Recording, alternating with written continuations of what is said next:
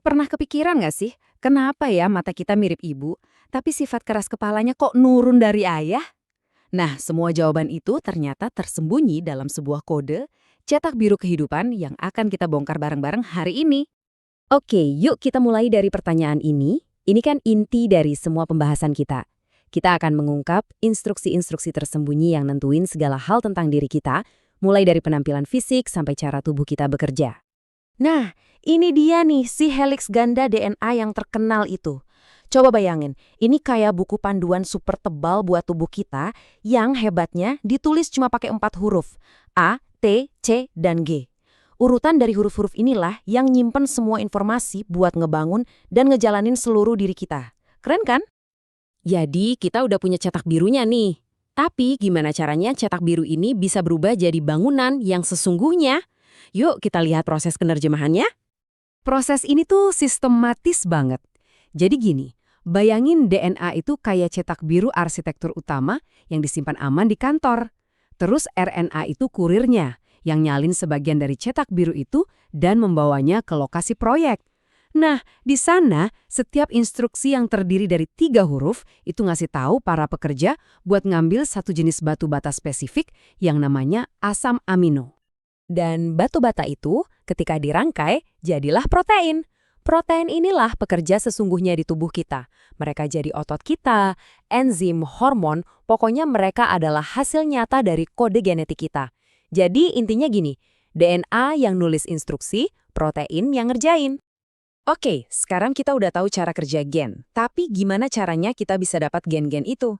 Nah, sekarang kita bahas aturan main paling dasar tentang gimana sifat-sifat diwarisin dari orang tua ke anak. Nah, ini dia konsep genetika yang paling klasik, dominan lawan resesif. Gen dominan itu ibaratnya suara paling kenceng di ruangan, cuma butuh satu aja biar kedengeran. Kalau kamu punya gen buat ngerasain petici, ya kamu pasti bisa ngerasain. Sebaliknya, gen resesif itu lebih pemalu. Dia baru mau nunjukin diri kalau pasangannya sama-sama gen resesif juga, satu dari ayah, satu dari ibu. Disinilah serunya genetika, jadi kayak main probabilitas. Alat yang kita lihat ini namanya kotak Punnett. Cara gampang buat memetakan semua kemungkinannya. Bayangin kedua orang tua itu heterozigot. Artinya mereka masing-masing bawa satu gen dominan T besar buat ngerasain PTC dan satu gen resesif T kecil. Terus apa yang terjadi kalau gen-gen ini digabungin?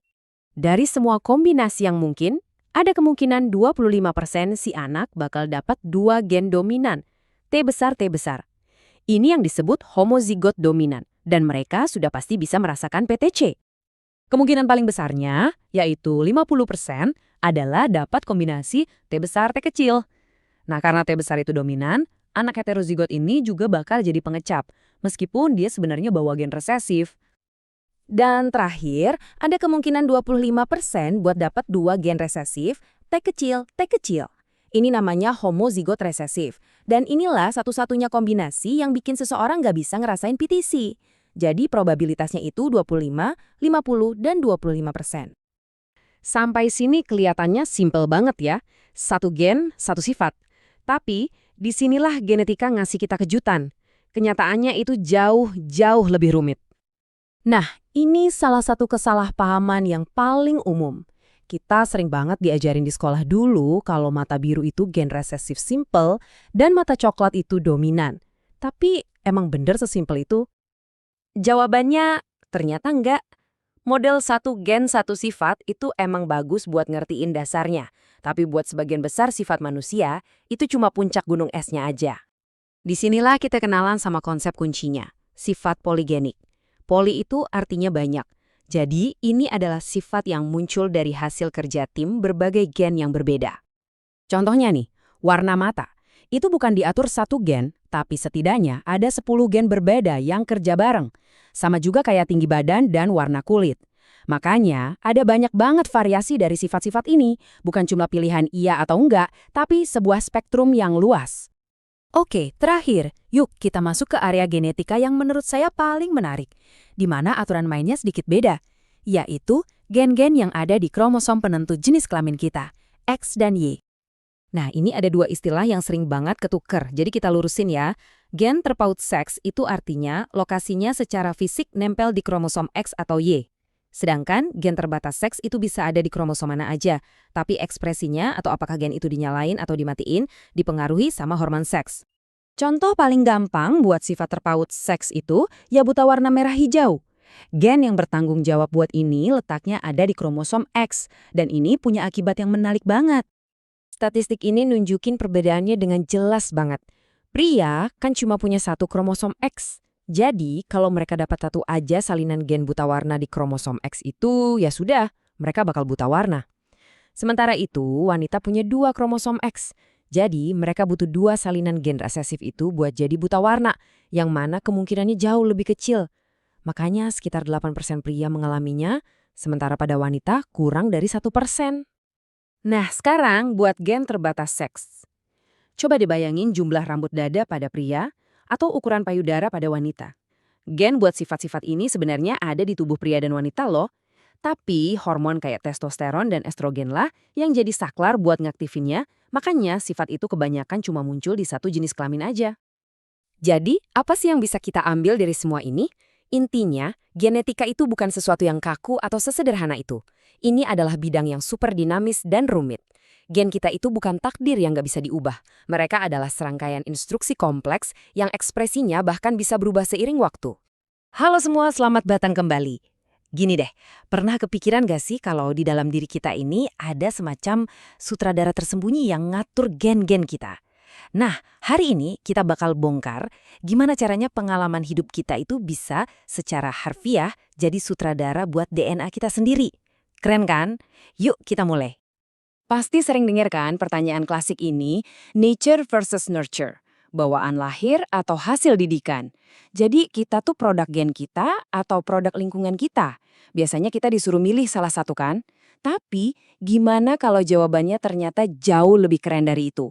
Gimana kalau ternyata keduanya itu ya saling menari bersama? Oke, buat mulai kita samain persepsi dulu ya soal fondasinya DNA. Waktu sekolah kita semua belajar kan, DNA itu ibarat cetak biru kehidupan, kode yang kita warisi. Dan yang paling penting dianggapnya, ya udah gitu aja, nggak bakal berubah. Dan pandangan umum ini bilang, ya DNA kamu tuh takdirmu. Titik. Sebuah kode kehidupan yang udah paten. Dari warna mata sampai risiko kena penyakit tertentu, semuanya udah ditentuin. Rasanya kayak seluruh naskah hidup kita tuh udah ditulis dari lahir, terkunci rapat di tiap sel. Eits, tapi disinilah ceritanya jadi seru banget. Gimana kalau ternyata naskah itu nggak sekaku yang kita kira? Gimana kalau semua pengalaman kita, makanan yang kita makan, seberapa sering kita olahraga, bahkan tingkat stres kita, bisa secara aktif ngubah cara naskah itu dibaca? Nah, sekarang yuk kita kenalan sama si sutradara genetik ini. Inilah dia jawaban dari teka-teki, bawaan atau didikan yang tadi kita bahas. Namanya adalah epigenetika. Ini adalah bidang studi tentang gimana perilaku dan lingkungan kita bisa ninggalin tanda kimia di DNA kita. Anggap aja tanda ini kayak saklar lampu. Dia nggak ngubah lampunya, tapi dia yang nentuin kapan lampu itu nyala dan kapan mati. Keren kan? Jadi, ini poin paling pentingnya ya. Epigenetika itu sama sekali nggak mengubah urutan DNA kita. Cetak birunya tetap sama. Yang diubah itu cuma bagian mana dari cetak biru itu yang mau dibaca sama tubuh. Atau gini deh, bayangin DNA itu buku resep super tebal. Nah, epigenetika itu yang milih, oke hari ini kita masak resep nomor 5, yang lain tutup dulu. Oke, pertanyaannya gimana caranya tubuh ngelakuin ini? Nah, yuk kita intip mekanisme fisiknya. Bisa dibilang ini kayak saklar peredup biologis. Bukan cuma on-off, tapi bisa diatur terang-redupnya. Coba bayangin DNA kita tuh kayak benang yang panjang banget. Biar muat di dalam sel yang super kecil, benang ini harus digulung rapat di sekitar kumparan protein, namanya histon. Nah, cara gulungnya ini penting banget. Kalau gulungannya kencang, gen di bagian itu jadi susah dibaca, alias jadi mati. Kalau longgar, nah baru dia bisa dibaca dan nyala. Terus, gimana tubuh ngatur kencang longgarnya gulungan ini? Pakai label kimia. Gampangnya ada 2, yang satu namanya gugus asetil, ini tugasnya ngelonggarin ikatan, jadi kayak saklar on, gennya jadi gampang dibaca. Satunya lagi gugus metil, nah ini kebalikannya, dia ngencengin ikatan, jadi kayak saklar off, gennya dibungkam. Inilah saklar peredup biologis kita. Keren banget ya mekanismenya. Oke, teorinya udah dapet. Sekarang bagian yang paling mind-blowing. Kita lihat gimana ini semua bekerja di dunia nyata. Dan yang lebih gila lagi, efeknya bisa sampai lintas generasi loh. Di sini kita bakal lihat seberapa kuat sih epigenetika itu. Contohnya gini nih, ada penelitian di mana tikus diajarin buat takut sama bau tertentu. Ternyata, rasa takut itu bisa diwariskan ke anak dan cucunya lewat jejak epigenetik. Atau contoh lain, gizi buruk yang dialami nenek kita waktu dia kecil itu bisa ngaruh ke kesehatan jangka panjang kita sekarang. Bahkan, trauma berat bisa ngubah ekspresi gen kita dan bikin kita lebih berisiko kena depresi. Ini bukti nyata kalau pengalaman itu benar-benar ninggalin jejak di biologi kita. Tapi jangan salah, ini bukan cerita yang pasif loh. Bukan cuma soal apa yang terjadi sama kita. Bagian paling powerfulnya adalah kita bisa secara sadar ikut menulis ulang cerita genetik kita. Dan contoh paling kuatnya kita lihat dari kasus yang namanya PKU. Jadi ada penyakit namanya fenilketonuria atau PKU. Ini adalah kelainan genetik yang 100% diwariskan. Kalau kamu punya mutasi gennya, ya udah kamu pasti kena PKU. Kelihatannya ini contoh sempurna takdir genetik yang nggak bisa diapa-apain kan? Efek dominonya kelihatan nggak terhindarkan. Jadi ada mutasi gen yang bikin tubuh nggak bisa proses zat namanya fenilalanin. Zat ini numpuk jadi racun dan akhirnya menyebabkan kerusakan otak yang parah dan permanen. Jalurnya lurus banget, dari gen langsung ke penyakit. Tapi disinilah keajaibannya. Ternyata dengan satu perubahan lingkungan yang super simpel, yaitu diet ketat yang menghilangkan fenilalanin dari makanan, seluruh efek domino tadi bisa dihentikan total. Kerusakan otaknya bisa dicegah sepenuhnya. Ini bukti paling nyata kalau kita bisa mengintervensi takdir genetik kita. Dan inilah pesan utama dari semua ini. Sesuatu yang diwariskan itu bukan berarti tidak bisa diubah. Hanya karena sesuatu tertulis di gen kita, itu bukan vonis akhir. Lingkungan kita, pilihan kita, tindakan kita, semua itu punya kekuatan buat mengubah cara cetak biru genetik kita diekspresikan. Selamat datang! Kali ini kita bakal bongkar-bongkaran soal evolusi. Dan percayalah, ini nggak seperti yang Anda kira selama ini. Anda pasti sering banget dengar istilah survival of the fittest kan? Nah, ayo kita bedah bareng-bareng salah satu ide paling beken tapi juga paling sering salah kaprah dalam dunia sains. Oke, pertama-tama, biar nggak salah jalan, kita lurusin dulu nih. Apa sih evolusi itu sebenarnya? Kita mulai dari konsep awalnya ya, dari sang legenda, Charles Darwin. Nah, ini dia intinya. Evolusi itu bukan soal jadi lebih baik, lebih kuat, atau lebih canggih. Bukan itu.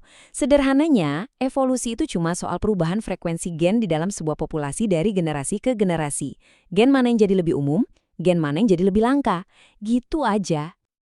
Oke, setelah definisinya jelas, sekarang waktunya kita hancurkan beberapa mitos paling umum yang sering banget bikin kita gagal paham soal evolusi. Contohnya mitos yang satu ini. Dulu ada ide namanya evolusi Lamarckian yang bilang kalau Anda rajin nge-gym sampai lengannya kekar, nanti anak Anda bakal lahir dengan lengan yang lebih besar juga. Kedengarannya logis ya, tapi ternyata salah besar. Sains sudah membuktikan kalau apa yang Anda lakukan di hidup Anda, kayak melatih otot, itu nggak mengubah DNA yang Anda wariskan. Ini nih, salah kaprah terbesar lainnya. Banyak yang mikir evolusi itu sama dengan peningkatan. Jadi lebih kuat, lebih cepat, lebih pintar. Padahal dalam biologi, kata kuncinya bukan peningkatan, tapi fitness atau kebugaran. Dan fitness di sini bukan berarti rajin olahraga ya. Fitness dalam evolusi itu murni soal matematika. Seberapa banyak salinan gen Anda yang berhasil lolos dan bertahan di generasi berikutnya. Udah itu aja, cuma soal angka. Coba lihat burung merak ini. Ekornya yang super heboh itu kan sebenarnya bikin dia susah kabur dari pemangsa. Nggak praktis sama sekali. Tapi, ekor itu justru senjata ampuhnya buat menarik perhatian betina. Artinya, gen untuk ekor heboh ini sukses besar dalam urusan reproduksi. Nah, itulah yang namanya fitness dalam evolusi. Oke, sekarang pegangan. Kita akan masuk ke sebuah ide yang mungkin bakal membalikkan cara Anda memandang evolusi selamanya. Coba deh bayangin begini. Anda, saya, semua makhluk hidup, kita ini ibarat mobil. Cuma kendaraan sementara, tapi supirnya yang benar-benar jadi pemain utama dalam game evolusi ini adalah gen kita sendiri. Ini dikenal sebagai konsep gen egois. Idenya adalah evolusi itu pada dasarnya menyeleksi gen-gen yang paling jago membuat salinan dirinya sendiri untuk generasi berikutnya. Jadi, yang bertahan hidup itu bukan individunya, tapi gen-gen itu. Tujuannya cuma satu, terus ada, terus menyalin diri. Nah, ide gen egois tadi keren banget kan? Tapi, di sini muncul masalah besar. Sebuah teka-teki yang seolah-olah membantah semua yang baru kita bahas. Gini deh, kalau memang semua ini tentang gen yang egois dan cuma mikirin diri sendiri, Terus gimana dong kita jelasin perilaku yang kayak gini? Kenapa ada hewan yang mau berkorban demi yang lain? Kan nggak nyambung ya? Lihat meerkat ini. Dia teriak-teriak kasih tanda bahaya supaya keluarganya bisa kabur. Tindakan yang heroik kan? Tapi dengan teriak begitu, dia justru jadi target utama si predator. Ini kan tindakan bunuh diri. Jelas-jelas nggak egois. Jadi, apakah teori gen egois salah? Ternyata, nggak juga. Para ahli biologi evolusi punya beberapa penjelasan yang super cerdas untuk menjelaskan kenapa kita bisa bekerja sama dan berkorban. Ada 3 kuncinya. Pertama, bantu keluargamu. Kedua, aku bantu kamu, kamu bantu aku. Dan ketiga, kekuatan kerja tim. Ketiga hal ini pada akhirnya adalah strategi jitu bagi si gen egois untuk tetap bertahan. Oke, kita bedah satu-satu. Seleksi kerabat itu simpel. Kita menolong keluarga karena mereka punya banyak gen yang sama dengan kita. Jadi, dengan menolong mereka, gen kita juga ikut selamat. Lalu ada altruisme timbal balik. Gue bantu lo sekarang dengan harapan nanti lo bantu gue pas gue butuh. Ini soal membangun kepercayaan dan aliansi. Terakhir, seleksi kelompok. Simpelnya, kelompok yang isinya individu-individu kooperatif bakal lebih sukses dan bertahan hidup daripada kelompok yang isinya orang-orang egois semua. Jadi, kerjasama itu ternyata cara egois yang paling cerdas. Dan jangan salah, evolusi itu nggak berhenti di zaman purba. Evolusi terjadi sekarang, di sekitar kita. Berbagai hal modern, mulai dari kemajuan teknologi kedokteran, sampai kebijakan sosial pemerintah, itu semua secara langsung ikut campur tangan dalam menentukan gen mana yang akan lebih banyak muncul di generasi mendatang. Kita sedang membentuk masa depan genetik kita loh. Oke, yuk kita bahas sesuatu yang keren banget. Kita sering mikir kalau otak itu ya udah jadi begitu aja, kayak komputer super di dalam kepala kita. Tapi gimana kalau saya bilang otak Anda itu punya cerita asal-usul yang luar biasa? Sebuah kisah konstruksi yang dimulai dari cetak biru yang paling sederhana. Yap, benda yang sekarang lagi Anda pakai buat ngerti omongan saya, buat ngerasain emosi, buat ingat masa lalu, itu semua membangun dirinya sendiri dari nol. Nah, dalam beberapa menit ke depan kita bakal bongkar kisah epik di balik pembangunan itu. Coba deh pikirin, dari yang tadinya nggak bisa jalan, jadi bisa. Dari cuma bisa nangis, jadi bisa ngomong. Sampai akhirnya bisa ngerti ide-ide yang rumit. Semua kemampuan yang dulu kelihatannya mustahil, itu bukan sihir loh. Itu semua adalah hasil dari proses pembangunan fisik yang luar biasa di dalam otak Anda. Nah, gambar ini nunjukin perjalanannya dengan jelas banget. Coba lihat deh, yang di kiri atas. Itu struktur otak di usia 3 minggu. Simple banget kan? Sekarang, bandingin sama otak yang jauh lebih rumit pas lahir. Perjalanan dari gumpalan sel jadi organ yang bisa berpikir, inilah inti cerita kita. Jadi dari mana semua ini berawal? Jauh sebelum ada pikiran atau ingatan, ada langkah-langkah arsitektural pertama. Ini adalah fase paling awal dari pembentukan sistem saraf pusat kita. Sebelum ada satu bata pun yang diletakkan, kan harus ada cetak birunya ya kan? Nah, di biologi, cetak biru itu namanya gen homobox. Anggap aja gen-gen ini sebagai manajer proyek utamanya. Merekalah yang ngasih perintah ke setiap sel, ngasih tahu harus kemana, dan mastiin otak bagian depan ya jadi otak depan, bukan malah jadi sumsum tulang belakang. Yang bikin geleng-geleng kepala tuh, proses ini awalnya sederhana banget. Coba perhatikan diagramnya. Ada lempengan saraf yang datar, terus dia mulai melipat ke dalam, membentuk semacam alur, dan akhirnya, klik, nyambung jadi satu. Tabung sederhana inilah yang disebut tabung saraf yang jadi cikal bakal seluruh otak dan sumsum tulang belakang Anda. Luar biasa kan? Begitu fondasinya jadi, pertumbuhannya langsung meledak. Bayangin, dari yang beratnya cuma 350 gram pas kita lahir, otak kita nambah beratnya sampai 4 kali lipat pas dewasa. Dan sebagian besar pertumbuhan ini isinya adalah membangun koneksi. Oke, fondasi udah jadi. Sekarang kita butuh tim konstruksinya kan? Gimana caranya otak menciptakan miliaran sel pekerja, yaitu neuron, dan menempatkan mereka semua di lokasi yang pas? Nah, ada 5 tahap kunci dalam proses ini. Yuk kita bedah satu-satu. Pertama, ada proliferasi. Ini tuh kayak pabrik lagi produksi jutaan batu bata, alias sel-sel baru. Kedua, migrasi. Nah, batu bata ini nggak diam di tempat. Mereka pindah ke lokasi konstruksi yang udah ditentuin. Ketiga, diferensiasi. Setiap batu bata atau neuron mulai numbuhin kabelnya, yaitu akson dan dendrit, supaya bisa nyambung. Keempat, mielinasi. Kabel-kabel tadi diisolasi biar sinyalnya bisa ngalir lebih cepat. Dan terakhir, momen yang paling penting, sinaptogenesis. Semua koneksi mulai dibuat dan jaringan komunikasi otak pun mulai aktif. Nah, tahap terakhir tadi, sinaptogenesis, itu memunculkan satu pertanyaan yang gila banget sih kalau dipikirin. Dengan miliaran neuron, gimana caranya mereka tahu harus nyambung kemana? Ini jelas bukan proses yang acak. Coba deh bayangin, ini tuh kayak Anda disuruh nyari satu orang spesifik di kota yang super padat tanpa Google Maps. Tapi entah gimana caranya, setiap akson si kabel transmisi neuron berhasil nemuin pasangannya yang tepat di antara miliaran pilihan lain. Gimana coba caranya? Jawabannya datang dari sebuah eksperimen yang cerdas banget dari Roger Sperry. Jadi, dia mengambil seekor kadal air, terus saraf optik yang nyambungin mata ke otaknya itu dipotong. Gak cuma itu, matanya diputer 180 derajat. Logikanya, saraf itu bakal nyambung lagi kemana aja kan, dan si kadal bakal belajar beradaptasi. Tapi, yang terjadi justru jauh lebih aneh dari itu. Hasilnya, bikin kaget. Akson-akson itu bukannya nyambung ke tempat terdekat atau paling logis sesuai posisi baru matanya. Enggak. Mereka justru tumbuh ngelewatin target-target lain cuma buat nemuin lagi target asli mereka. Akibatnya, dunia si kadal air jadi kebalik permanen. Ini jadi bukti kalau ada sesuatu yang nuntun mereka. Jadi intinya begini, Sperry menyimpulkan kalau akson itu nggak tumbuh secara buta. Mereka itu kayak anjing pelacak yang ngikutin jejak bau kimiawi. Setiap target di otak ngeluarin parfum kimiawi yang unik, dan setiap akson udah diprogram buat nyari parfum yang spesifik itu. Ini adalah sistem navigasi kimiawi yang super canggih. Nah, ini membawa kita ke bagian terakhir cerita kita. Dan bagian ini akan menantang sebuah keyakinan yang udah lama banget kita pegang. Apa otak kita bisa berubah setelah dewasa? Apa kita selamanya terjebak dengan neuron yang kita punya? Ini adalah dogma yang diajarkan selama puluhan tahun loh.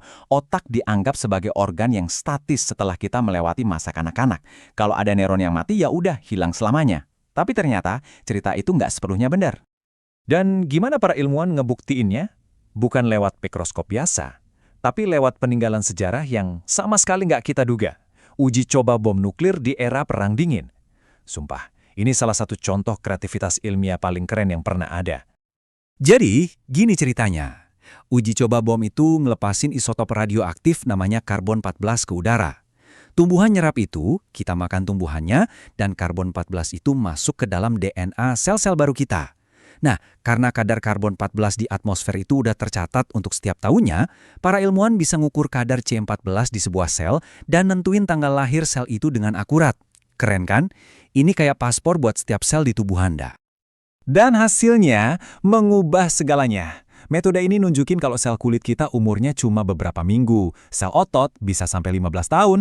Dan ya, benar, sebagian besar neuron di korteks, pusat berpikir kita, itu umurnya sama kayak kita. Tapi, nah ini kuncinya, neuron di hipokampus, area yang penting banget buat memori dan belajar ternyata terus-menerus diganti. Ini adalah bukti pasti kalau otak kita bisa menumbuhkan neuron baru bahkan saat kita udah dewasa. Kita sering banget kan mikirin otak tuh kayak sesuatu yang super rumit, super sempurna, dibangun dengan presisi tinggi. Tapi gimana kalau saya bilang cara pembuatannya itu lebih mirip kayak pematung yang ngambil balok marmer gede, terus ngebuang sebagian besarnya buat bikin satu mahakarya. Nah, itulah paradoks luar biasa yang bakal kita bongkar hari ini. Jadi, pertanyaan besarnya adalah, gimana caranya alam ngebangun organ paling kompleks yang pernah ada ini? Proses apa sih yang ngubah sekumpulan sel jadi pusat kesadaran, pikiran, dan emosi kita? Jawabannya jujur agak di luar nalar. Yap, beneran. Anda nggak salah denger. Untuk ngebangun otak yang berfungsi sempurna, alam itu sengaja bikin sel saraf secara berlebihan, lalu dengan brutalnya, jutaan sel itu dihancurkan. Ini adalah salah satu rahasia paling fundamental dan paling keren dari perkembangan kita. Oke, sekarang ayo kita selami lebih dalam lagi. Kita bakal lihat gimana kematian sel secara massal ini bukan kecelakaan loh, tapi emang bagian penting dari cetak biru genetik kita. Slide ini nunjukin bukti nyatanya. Coba deh perhatiin grafik di sebelah kiri. Awalnya, sistem saraf kita itu memproduksi neuron motorik banyak banget, jauh lebih banyak dari yang dibutuhin. Terus, lihat deh apa yang terjadi antara minggu ke-11 dan ke-25. Garisnya anjlok kan? Hampir setengah dari neuron ini mati. Dan ingat, ini bukan kerusakan, ini emang desainnya begitu. Proses penghancuran massal yang terorganisir ini namanya apoptosis, atau gampangnya, bunuh diri sel terprogram. Anggap aja ini kayak sistem kontrol kualitas super ketat. Sistem saraf kita tuh seolah-olah bilang, oke, kita cuma simpen neuron yang berhasil nyambung ke target yang benar. Sisanya, buang aja. Kematian sel itu baru ronde pertama. Setelah jumlah neuron pemenang terpilih, ronde persaingan berikutnya dimulai. Dan kali ini, yang jadi rebutan adalah koneksi. Nah, ini dia poin pentingnya. Setelah otak selesai memangkas sel-sel yang nggak perlu, dia ngelakuin hal yang sama ke koneksi antar sel, yang kita sebut sinapsis. Ini kayak versi seleksi alam di level otak, di mana cuma koneksi yang paling kuat dan paling sering dipakai yang bakal bertahan hidup. Prosesnya ngikutin aturan yang jelas banget. Pertama, otak bikin jaringan koneksi yang super padat dan acak-acakan, pokoknya berlebihan. Terus, tiap koneksi ini berlomba-lomba buat dapetin sinyal kimia dari sel tujuannya. Kalau koneksinya berhasil dapat sinyal, dia bakal dikuatin. Nah, koneksi yang lemah atau nggak kepake, ya udah, dia bakal layu dan dihilangkan. Terus, hadiahnya apa di kompetisi ini? Hadiahnya itu zat kimia yang namanya neurotrofin. Contoh paling terkenalnya itu faktor pertumbuhan saraf atau NGF. Jadi kalau satu neuron berhasil bikin koneksi yang bagus, dia bakal dikasih makan neurotrofin ini, yang intinya ngasih sinyal, oke, kamu boleh tetap hidup. Neuron yang nggak kebagian, dia bakal ngejalanin program bunuh dirinya. Proses yang super rumit dan kompetitif ini emang ngehasilin mahakarya. Tapi di sisi lain, proses ini juga bikin otak kita jadi sangat rentan sama gangguan dari luar, apalagi di tahap-tahap awal perkembangan. Selama periode krusial ini, otak itu sensitif banget. Hal-hal kayak kekurangan gizi, paparan racun, infeksi, dan terutama alkohol bisa banget ngeganggu tarian rumit antara pembentukan dan penghancuran koneksi ini. Dampaknya bisa jadi kerusakan permanen seumur hidup. Sumber materi kita secara khusus ngasih peringatan keras soal bahaya alkohol. Paparan alkohol selama kehamilan bisa nyebabin sindrom alkohol janin. Ini adalah kondisi yang gejalanya macam-macam, mulai dari hiperaktivitas, susah fokus, sampai kelainan fisik. Dan ini bukan cuma teori loh, coba deh lihat gambar otak di slide ini. Area yang warnanya merah sama oranye itu nunjukin di mana lapisan luar otak, korteks cerebral, jadi lebih tipis. Ini adalah bukti fisik nyata pada orang dewasa yang ibunya peminum berat waktu hamil. Kerusakannya beneran ada dan permanen. Oke, sejauh ini kita udah lihat gimana otak dibangun lewat proses kompetisi dan pemangkasan yang brutal. Sekarang, kita masuk ke bagian yang paling mind-blowing. Seberapa luar biasanya kemampuan adaptasi otak lewat salah satu eksperimen paling keren dalam sejarah ilmu saraf. Coba deh bayangin skenario gila ini. Gimana kalau kamu bisa ngambil kabel dari mata, terus nyambunginnya ke bagian otak yang seharusnya buat ngolah suara? Apa otaknya bakal korslet? Atau jangan-jangan dia bisa beradaptasi? Nah, pertanyaan inilah yang mau dijawab para ilmuwan. Oke, kita bedah eksperimennya. Para peneliti ini ngelakuin operasi yang luar biasa pada musang yang baru lahir. Mereka motong jalur saraf optik yang normalnya nyambung ke korteks visual di belakang kepala. Terus mereka sambungin ulang ke bagian otak yang tugasnya ngurusin suara, yaitu korteks pendengaran. Hasilnya, wah ini benar-benar mencengangkan. Waktu musang ini dites, mereka ngerespons cahaya seolah-olah mereka melihatnya. Coba deh pikirin lagi, bagian otak yang seharusnya buat dengar, sekarang malah belajar buat melihat.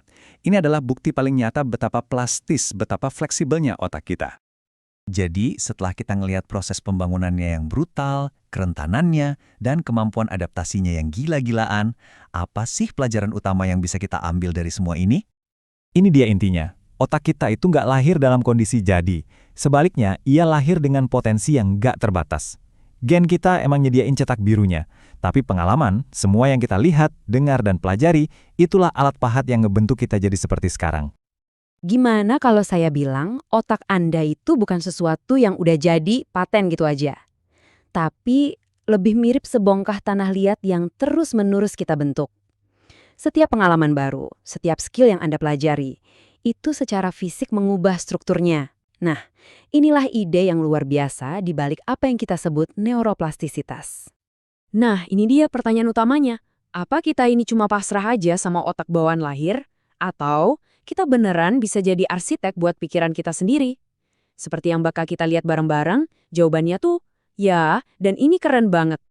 Coba deh kita bayangin kayak gini. Genetika kita itu mungkin kasih cetak birunya, ya, rancangan dasar otak kita. Tapi pengalaman hidup kita sehari-hari, nah itulah yang jadi para pekerjanya. Merekalah yang terus-menerus merombak, nambah bagian baru, dan menyempurnakan strukturnya. Semuanya terjadi secara real time. Oke, biar kita benar-benar paham gimana cara kerjanya, yuk kita jalan-jalan ke dalam otak. Kita bakal zoom in sampai ke level neuron-neuronnya. Nah, disinilah keajaiban yang sesungguhnya itu terjadi. Jadi begini mekanisme dasarnya. Coba bayangin setiap neuron di otak kita itu kayak pohon yang hidup. Nah, cabang-cabangnya yang namanya dendrit itu nggak kaku. Mereka terus-terusan tumbuh, memangkas diri, terus menjulur buat bikin koneksi baru. Semua ini terjadi sebagai respon langsung terhadap apa yang Anda pelajari dan alami. Dan ini bukan sekedar teori loh, ini bukti fisiknya, benar-benar luar biasa. Lihat deh, neuron-neuron tikus ini secara harfiah udah menyambung ulang sirkuitnya sendiri cuma dalam waktu sebulanan. Perubahan ini nyata, bisa diukur, dan ini terjadi setiap saat di dalam kepala kita. Nah, terus apa sih yang memicu perubahan fisik yang luar biasa ini? Sebuah eksperimen klasik pakai tikus kasih kita petunjuk besar. Coba bayangkan dua dunia yang berbeda banget. Satu, kandang yang sepi, membosankan. Satunya lagi semacam taman bermain buat tikus, rame, penuh mainan dan teman-temannya. Hasilnya, wah jelas banget. Tikus yang di taman bermain itu secara harfiah otaknya jadi lebih besar, lebih banyak koneksinya, dan lebih kuat. Mereka jadi lebih pintar, dan struktur otak mereka itu benar-benar berubah secara fisik buat mendukung proses belajar itu. Ini nunjukin betapa kuatnya pengaruh lingkungan kita dalam membentuk pikiran kita. Oke, tadi kan kita udah lihat contohnya di tikus. Sekarang, gimana kalau kita lihat penerapannya di manusia dalam situasi yang lebih ekstrim?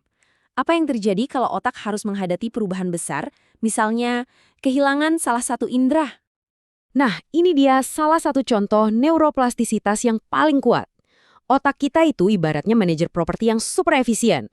Kalau ada area yang tugasnya buat melihat tiba-tiba kosong karena nggak ada input visual, otak nggak bakal biarin area itu nganggur.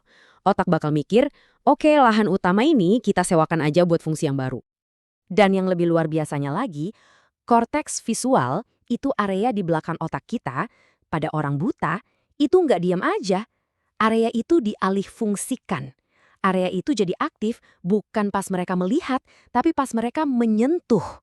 Waktu mereka baca braille, mereka itu pada dasarnya melihat pakai jari-jari mereka dengan menggunakan bagian otak yang sama. Keren banget kan? Oke, jadi otak bisa beradaptasi kalau ada sesuatu yang hilang. Tapi gimana kalau kita justru membangun sesuatu yang benar-benar baru? Yuk, kita lihat gimana caranya menguasai suatu keahlian.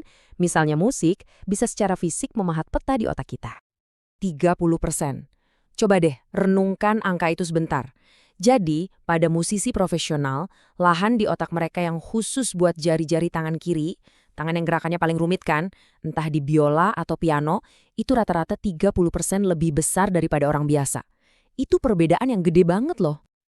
Dan ini dia buktinya. Kelihatan jelas banget. Anda bisa lihat sendiri perbedaannya di sini. Latihan bertahun-tahun itu benar-benar memperluas area otak itu. Ya, mirip kayak angkat beban bikin otot kita jadi gede. Otak Anda itu seperti otot yang bisa dilatih. Dan efeknya nggak berhenti di situ aja. Latihan musik itu membangun otak yang lebih kuat secara keseluruhan. Artinya, kekuatan prosesnya lebih besar, materi abu-abunya lebih tebal, dan koneksi antar belahan otaknya juga lebih cepat. Dan yang menarik, efek ini paling kuat buat mereka yang mulai latihan sebelum umur 7 tahun. Ini nunjukin betapa plastisnya otak anak-anak. Oke, jadi kita udah sepakat ya, otak itu gampang dibentuk. Tapi, apa ini artinya kita bisa jadi jenius dalam segala hal cuma dengan latihan? Apa ada batasannya? Nah, ini dia pertanyaan yang sering banget ditanyain kan. Soalnya industri latihan otak itu kan gede banget. Banyak aplikasi yang janjiin bisa naikin IQ kita secara umum. Tapi, apa benar begitu kata sains? Jadi, konsep kuncinya di sini adalah transfer jauh. Maksudnya gini, apa dengan jadi jago main catur Anda otomatis jadi lebih jago juga dalam merencanakan keuangan? Idenya adalah skill dari satu bidang itu bisa ditransfer ke bidang lain yang nggak ada hubungannya sama sekali. Dan ini dia kenyataannya. Bukti buat transfer jauh ini ternyata lemah banget. Anda mungkin bisa jadi master sudoku kelas dunia, tapi itu nggak bakal secara ajaib bikin kemampuan bahasa Anda jadi lebih baik. Otak kita itu lebih kayak spesialis.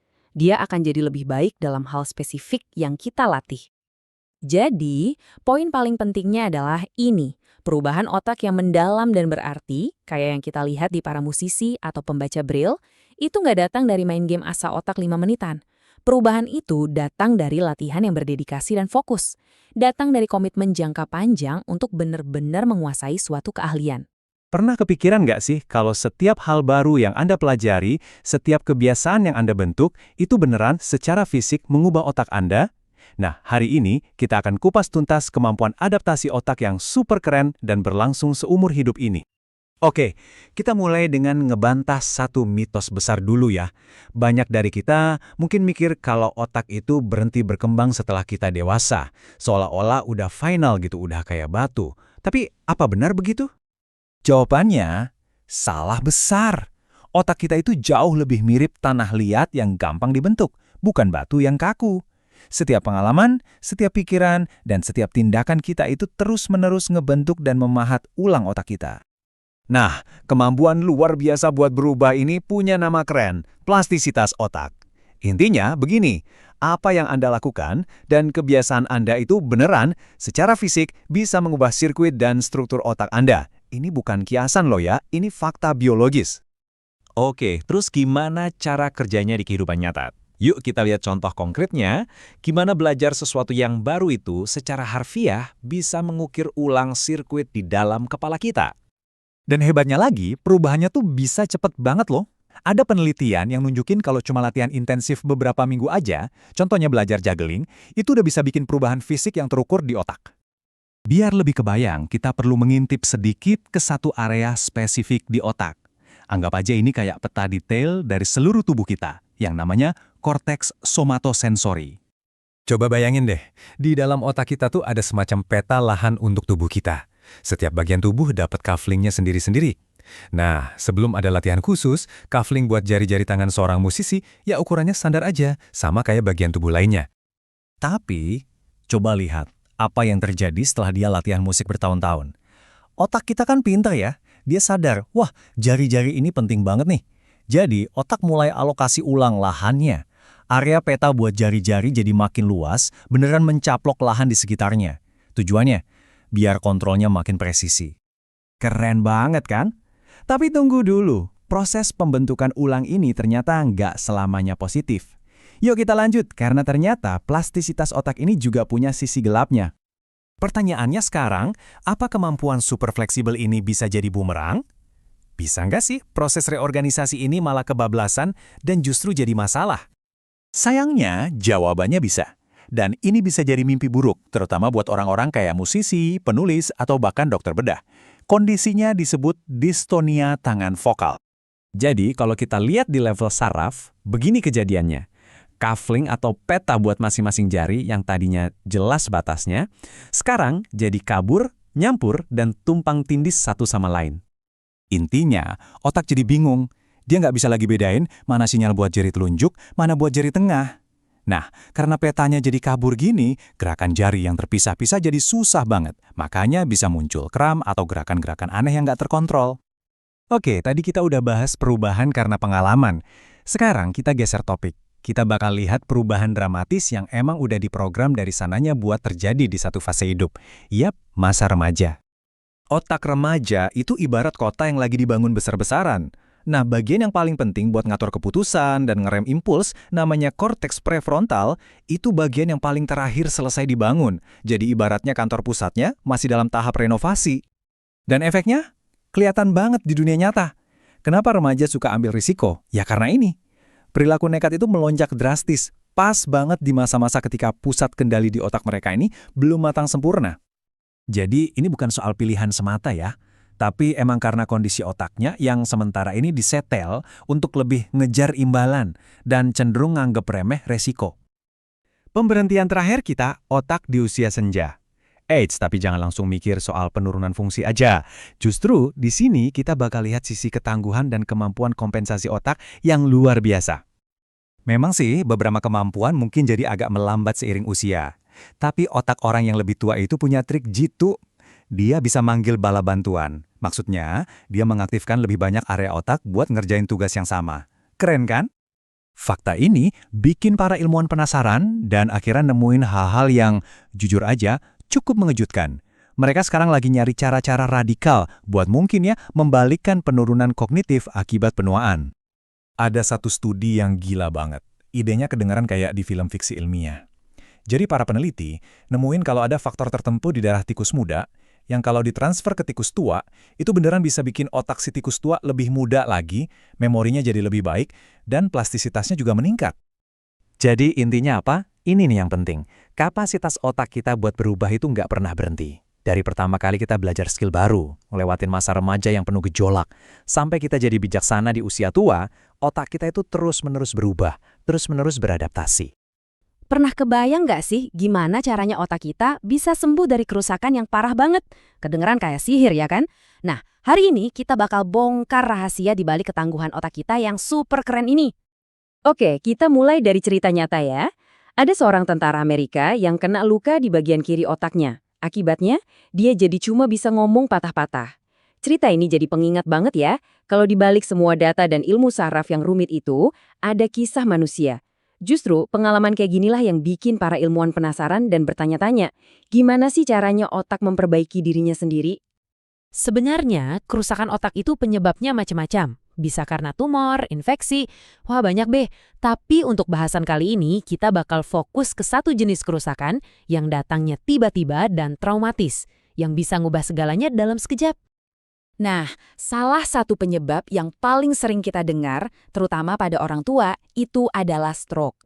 Coba deh bayangin, stroke itu kayak mati listrik mendadak. Tapi di otak kita, tiba-tiba aja ada area di otak yang nggak dapat pasokan darah. Artinya apa? Nggak ada oksigen, nggak ada nutrisi.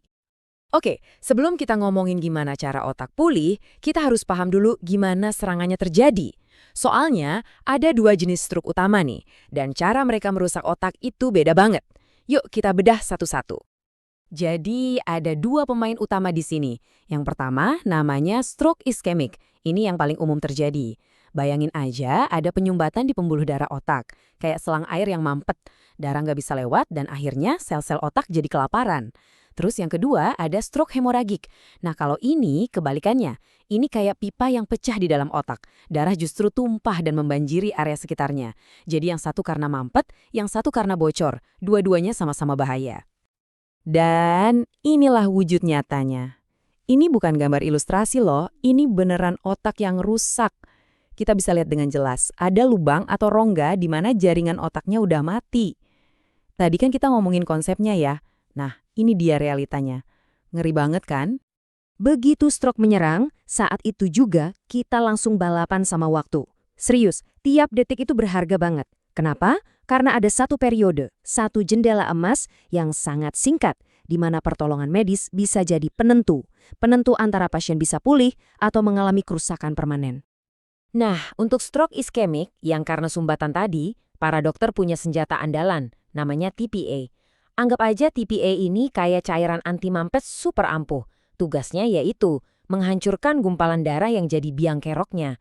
Begitu sumbatannya hancur, darah bisa ngalir lagi. Tapi ada tapinya nih, syaratnya cuma satu, dan ini nggak bisa ditawar. Waktu. Obat TPA ini cuma efektif kalau diberikan dalam rentang 4,5 jam. Cuma segitu. Lewat dari situ, risikonya malah lebih besar daripada manfaatnya.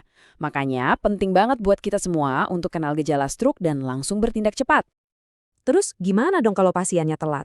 Atau kalaupun udah dikasih obat, tapi ternyata nggak cukup? Nah, pertanyaan ini ngebawa kita ke babak selanjutnya dari cerita ini. Apa yang terjadi setelah pertolongan medis udah mentok? Jawabannya ada di dalam otak itu sendiri. Disinilah keajaiban penyembuhan alaminya dimulai. Tentu aja, para ilmuwan nggak diem aja. Mereka terus cari cara buat ngebantu pasien di luar jendela 4,5 jam itu. Salah satunya ya lewat penelitian eksperimental kayak yang dilakukan ke tikus ini. Mereka lagi nguji gimana senyawa tertentu, misalnya karabinoid, bisa ngelindungin otak setelah kena stroke. Memang sih ini masih jauh banget buat diterapkan ke manusia. Tapi ini nunjukin ada harapan baru untuk masa depan. Oke, sekarang kita masuk ke bagian yang menurut saya paling keren, paling ajaib. Setelah semua penanganan medis selesai, pertarungan yang sebenarnya itu baru dimulai di dalam otak. Soalnya, otak kita itu punya kemampuan super buat ngatur ulang kabel-kabelnya sendiri. Istilah kerennya itu plastisitas. Dan inilah kunci dari pemulihan jangka panjang. Gimana caranya? Salah satu mekanismenya namanya tunas kolateral. Gini deh, biar gampang bayanginnya. Langkah pertama, ada cedera, beberapa jalur komunikasi di otak keputus. Langkah kedua, sel-sel otak di sebelahnya yang masih sehat, mereka nggak tinggal diam. Mereka mulai numbuhin cabang-cabang baru. Dan langkah ketiga, cabang-cabang baru ini nyari koneksi yang kosong akibat kerusakan tadi, terus nyambung ke situ. Otak kita secara aktif ngebangun jalan tol baru. Nah, kalau kita zoom in, kayak ginilah prosesnya terjadi. Akson yang sehat itu bener-bener aktif manjangin tangan-tangan barunya buat nyari sel lain yang koneksinya putus. Ini bukan cuma teori loh. Ini cara otak kita secara fisik, secara nyata, membangun ulang jaringannya sendiri. Keren banget kan? Selain ngebangun jalan tol baru, otak kita punya trik lain, namanya supersensitivitas denervasi. Agak ribet ya namanya. Gini aja analoginya. Bayangin kamu lagi di konser musik yang berisik banget. Terus ngobrol sama temen, pasti harus teriak-teriak kan? Tiba-tiba musiknya berhenti. Nah, di saat hening itu, temen kamu ngomong pelan aja udah kedengeran jelas banget. Otak kita juga gitu. Koneksi-koneksi yang masih selamat jadi jauh lebih peka. Mereka kayak naikin volume pendengaran buat ngegantiin koneksi yang udah hilang. Oke, jadi kita udah lihat ya, otak punya dua senjata andalan. Pertama, ngebangun jalur baru, dan kedua, ngerasin volume di jalur yang lama. Kemampuannya ini jelas luar biasa. Tapi, pertanyaannya, seberapa jauh proses ini bisa bikin kita pulih? Nah, sekarang kita lihat apa aja batasannya dan apa aja kemungkinannya di masa depan. Jadi, intinya ada dua sisi mata uang di sini. Kabar baiknya, kemampuan adaptasi otak kita itu gila-gilaan, luar biasa banget. Tapi kabar kurang baiknya, pemulihan itu seringkali nggak bisa 100% sempurna. Kenapa gitu? Karena nggak kayak kulit kita yang bisa nyambung lagi, kabel-kabel di otak itu susah banget buat tumbuh kembali. Belum lagi, sering ada jaringan parut yang ngeblokir jalan. Nah, inilah tantangan terbesar yang dihadapi para ilmuwan sekarang. Kalian pernah dengar nggak soal phantom limb atau anggota tubuh hantu? Ini fenomena aneh di mana seseorang tuh bisa ngerasain lengan atau kaki yang padahal udah diamputasi. Kedengerannya emang kayak cerita horor ya, tapi ini tuh misteri sains nyata yang terjadi di dalam otak kita. Nah, di sini kita bakal kupas tuntas sains di balik sensasi yang menghantui ini. Coba deh bayangin sejenak, tangan Anda hilang, udah nggak ada. Tapi anehnya Anda masih bisa ngerasain jari-jari itu gatel, atau bahkan kayak lagi mengepal. Kadang rasanya sakit banget. Nah, ini dia teka-teki utamanya yang mau kita pecahin bareng-bareng. Gimana ceritanya otak bisa ngerasain sesuatu yang secara fisik udah nggak ada sama sekali? Aneh kan? Secara resmi, fenomena ini namanya phantom limb. Dan penting banget buat dicatat, ini tuh bukan sekedar imajinasi atau halusinasi ya. Ini adalah pengalaman sensorik yang benar-benar nyata dan seringkali jelas banget buat orang yang ngalamin. Rasanya itu bisa macam-macam, dari mulai cuma kesemutan biasa sampai rasa sakit yang luar biasa menyiksa. Oke, buat mecahin misteri ini, kita harus mulai dari pusat komandonya, otak kita. Petunjuk pertama kita ternyata tersembunyi di dalam cara otak memetakan tubuh kita sendiri. Yuk kita lihat lebih dalam. Jadi gini, di dalam otak kita, itu ada area yang namanya korteks somatosensori. Gampangnya, anggap aja ini semacam peta tubuh yang hidup dan detail banget. Setiap bagian tubuh kita, serius deh, dari ujung jempol kaki sampai ujung lidah, itu punya lokasinya sendiri di peta ini. Jadi pas Anda nyentuh sesuatu, area yang sesuai di peta otak ini langsung nyala atau aktif. Nah, pertanyaan kuncinya sekarang, apa peta ini digambar pakai tinta permanen? Maksudnya, kalau satu bagian tubuh hilang, apa area di peta itu jadi kosong melompong selamanya? Jadi kayak kotak hantu gitu di dalam otak? Atau jangan-jangan ada hal lain yang terjadi? Nah, ini dia nih, sebuah eksperimen yang penting banget. Para peneliti memetakan area tangan di otak seekor monyet. Coba perhatiin gambarnya ya. Sebelum ada perlakuan apa-apa, kelihatan kan setiap jari dari D1 sampai D5 itu punya wilayah kekuasaan sendiri yang jelas dan terpisah di peta otak. Semuanya rapi, punya kafling masing-masing. Lalu, para peneliti melakukan satu hal. Mereka mengamputasi jari ketiga monyet itu. Nah, kalau pakai logika, harusnya kan ini bakal ninggalin lubang atau area kosong di peta otak ya kan?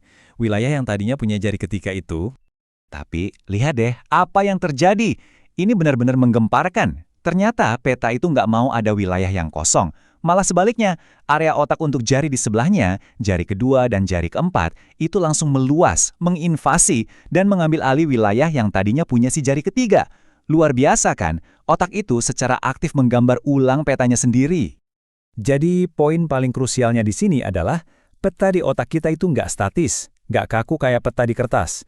Peta itu hidup, dinamis, fleksibel, dan terus-menerus beradaptasi tergantung pengalaman dan sinyal yang masuk. Nah, inilah petunjuk pertama kita yang paling penting. Oke, sekarang kita udah pegang petunjuk kuncinya. Otak itu bisa ngegambar ulang petanya sendiri. Sekarang, yuk kita sambungin penemuan ini sama teka-teki awal kita tadi, dan kita pecahkan misteri si tangan hantu ini. Oke, otak bisa menata ulang dirinya, ngerti. Tapi, gimana caranya proses gambar ulang ini bisa bikin seseorang ngerasain tangan yang udah nggak ada? Apa hubungannya? Kok bisa nyambung? Jawabannya, ternyata ada di masalah lokasi, geografi otak. Jadi, di peta otak kita itu, area yang ngurusin sensasi dari wajah, lokasinya itu persis di sebelah area yang ngurusin tangan. Mereka ini tetanggaan banget. Nah, gambar ini ngejelasin semuanya dengan sempurna. Jadi setelah tangan diamputasi, wilayah tangan di peta otak itu kan jadi sepi, gak ada sinyal masuk. Karena si area wajah ini tetangga terdekatnya, saraf-saraf dari wajah mulai menjajah atau mengambil alih wilayah tangan yang kosong tadi. Hasilnya apa? Sentuhan di pipi, kayak yang ditunjukin di gambar, malah mengaktifkan area otak yang dulunya punya si tangan. Dan ini bukan cuma kiasan loh ya. Ini adalah perubahan fisik yang nyata. Seperti yang kutipan ini jelaskan, serabut-serabut saraf dari area wajah, namanya akson, itu benar-benar tumbuh dan nyambung ke area otak yang dulunya dipakai sama tangan. Jadi, inilah dia jawaban dari misteri kita. Otak nerima sinyal sentuhan dari wajah, tapi karena sinyal itu sekarang diprosesnya di wilayah tangan, otak jadi salah interpretasi. Otak mengira sensasi itu datangnya dari tangan yang hilang. Otak cuma berusaha memahami informasi yang campur aduk ini. Dan itulah yang kita sebut tangan hantu, misteri terpecahkan. Cerita soal tangan hantu ini sebenarnya lebih dari sekedar kasus aneh dalam dunia saraf. Ini tuh kayak jendela yang ngasih kita intipan ke sebuah prinsip dasar tentang cara kerja otak kita semua, setiap hari. Kemampuan super dari otak buat terus berubah dan beradaptasi ini ada namanya loh, namanya neuroplastisitas. Dan inilah dasar dari semua hal yang kita lakukan, belajar, membentuk ingatan, bahkan sampai proses pemulihan dari cedera otak. Jadi apa artinya semua ini buat Anda? Simpelnya gini, otak Anda itu nggak statis. Otak Anda secara fisik itu berubah setiap kali Anda belajar skill baru. Belajar main gitar, belajar bahasa asing, bahkan pas Anda ngebentuk kebiasaan baru, itu semua secara harfiah lagi ngegambar ulang peta otak Anda. Tangan hantu ini cuma contoh paling ekstrim dan dramatis dari proses yang sebenarnya terjadi di kepala kita semua, setiap hari. Coba deh, pernah nggak sih Anda bertanya-tanya, apa sih yang bikin Anda jadi diri Anda sekarang? Bukan cuma soal nama atau penampilan ya, tapi kepribadian, kebiasaan, bahkan cara senyum Anda. Kira-kira semua itu datangnya dari mana ya? Nah, ada metafora yang menarik banget nih untuk ngejelasin ini. Perlu perakitan. Coba bayangin, kita itu kayak perabotan yang datang dalam kotak. Udah ada paketnya. Bedanya, buku panduannya jauh lebih rumit, dan proses perakitannya, wah, itu berlangsung seumur hidup. Terus instruksinya ada di mana dong? Jawabannya ada di dalam organ yang super canggih ini, otak kita.